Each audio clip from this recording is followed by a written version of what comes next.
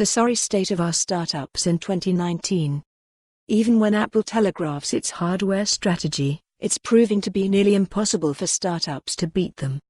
The company's executives have been motioning interest in following their runaway success on mobile with hefty investments in augmented reality, something that has led to the rise of dozens of venture-backed startups hoping to beat Apple to the punch by creating their own AR headsets. In 2019, this vision collapsed for some of the most recognizable AR startups as reality proved less predictable than executives at these startups had imagined. A trio of shutdowns this year painted the root cause: overreach, framed by high burn rates and an overly optimistic attitude toward respective software ecosystems taking off. My prediction earlier this year of a rough 2019 is exactly what happened.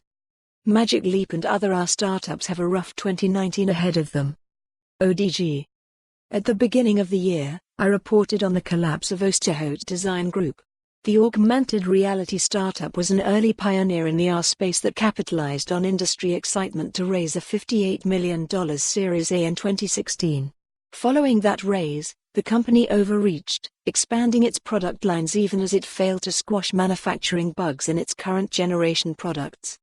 That's a little bit the story of ODG and Ralph. In general, everything is a prototype, nothing is finished, and before one thing is 60% done, you're already on to the next one, a former employee told TechCrunch at the time.